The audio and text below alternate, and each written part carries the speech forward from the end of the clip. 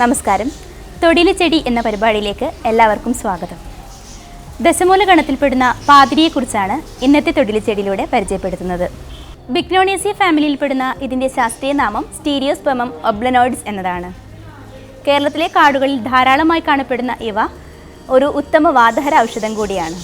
ഏകദേശം 24 മീറ്റർ വരെ ഉയരത്തിൽ വളരുന്ന ഒരു ഇല പൊഴിയും വൃക്ഷമാണിത്. ഇവയുടെ തടികൾ നല്ല ബലമുള്ളതും വളയാത്തതുമായിരിക്കും. അതുപോലെ തന്നെ ഇലകൾ സമുഖമായിട്ടാണ് വിന്യസിച്ചിരിക്കുന്നത്. ഇലകൾ അസമപിച്ചകമാണ്. പത്രകങ്ങൾ ഏകദേശം 5 മുതൽ 9 വരെ ഉണ്ടായിരിക്കും.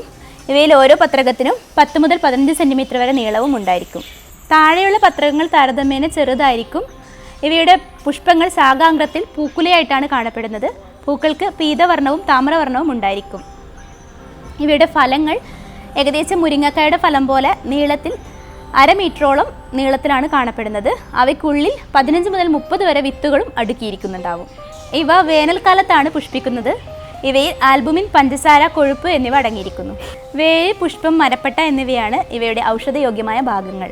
ഇവ നീര് കുറയ്ക്കാനും നാഡിയെ ബലപ്പെടുത്തുവാനും ഉപയോഗിക്കുന്നു. കൂടാതെ വാതഹര ഔഷധങ്ങളിലും ഉപയോഗിക്കാറുണ്ട്. ഇവയുടെ കൂടുതൽ ഔഷധ ഗുണങ്ങളെക്കുറിച്ച് ഡോക്ടർ CM ശ്രീകൃഷ്ണൻ നിങ്ങളോട് വിശദീകരിക്കും.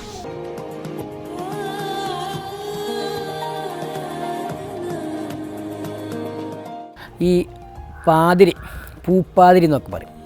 പൂപ്പാതിരിയുടെ ഏറ്റവും നല്ല ഉപയോഗം ഈ അരിഷ്ടങ്ങൾ ഉണ്ടാക്കാൻ, പുളിപ്പിക്കാൻ ഉപയോഗിക്കുക. ഇത് ഇട്ട് വെച്ച് കഴിഞ്ഞാൽ സംഗതി ഫെർമെൻറ്റേഷൻ നടക്കും. ഇതിന് പ്രത്യേകിച്ച് സ്റ്റിമുലേഷനാണ്. ശരീരത്തിൽ നമ്മൾ ഉപയോഗിക്കുന്ന നാഡികളെ ഉത്തേജിപ്പിക്കാൻ ഇത് ഉപയോഗിക്കാം. ഈ പൂപ്പാതിരി സമൂലമായിട്ട് വെള്ളം തിളപ്പിച്ച് ദിവസേന കഴിച്ച് കഴിഞ്ഞാൽ നാഡി ഞരമ്പുകളെ ഉത്തേജിപ്പിക്കും. അതുപോലെ ഈ ലൈംഗികമായ ഉണർവിനെ ഉണ്ടാക്കാൻ ഈ പൂപ്പാതിരി ദിവസേന അകത്തേക്ക് കഴിക്കുന്നത് നല്ലതാണ്. പിന്നെ ഈ ശരീരത്തിൽ നീരും വേദനയുള്ള ഭാഗത്ത് ഈ പൂപ്പാതിരി വേണമെങ്കിൽ അരച്ച് ലേപനം ചെയ്യാം.